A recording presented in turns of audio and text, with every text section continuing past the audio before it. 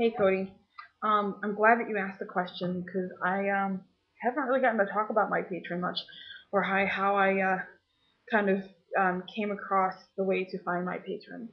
Um, when I first started with Wicca, I went through kind of a Celtic phase.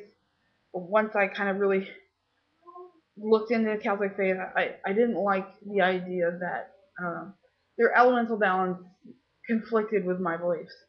So I decided to focus more on Norse Saxon base, in which you'll find, and so instead of having Brigid as my original patron, I switched to Freya, and I named my cat after my patron. So, and I know it's like a stereotype, like Wiccan chicks that have cats that name them after goddesses, but I do have a cat named after my patron, Freya. Um, if anybody's looking for a good book on deities, I wanted to bring this up too. This is a book called Encyclopedia of Gods. It's by a guy named Michael Jordan. No, it's not the Michael Jordan. Um, I think you probably could figure that out for yourself. But anyway, it's got like 2,500 or more gods in here from all different traditions.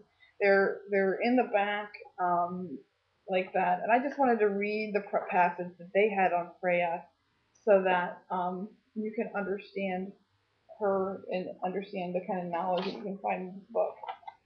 Because I really think this is probably one of the best books on deities that I've ever gotten. I've used it in my teaching circle, um, and just with my own reference guide too. Freya, um, she's a Nordic, Icelandic, but she's also a Saxon goddess too. Fertility and vegetation, primarily, but she was worshipped primarily during the Viking period, which is 700 AD and earlier, because we all know what happened in 800 AD, right? Um, and then she's got quite a few other deities that are like either part of her or the whole thing, but I'm not going to go through all those. I'll just read the big passage. Freya is one of the most popular deities in Asgard. Asgard, well, that's another video. A Vanir goddess, twin sister and or wife of Freyr, and daughter of Njord. A goddess of love concerned with affairs of the heart, marriage, and prosperity, much sought after by giants and reputed to have enjoyed sexual liaisons with many suitors, including gods and elves. She drives a chariot pulled by two cats and is said to roam at night in the form of a she-goat.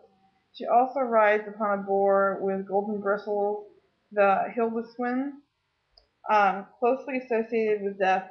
According to some legends, she received half of those slain in battle. A weeping goddess with tears of gold, symbolized by the boar. That would be Frigg, or I think.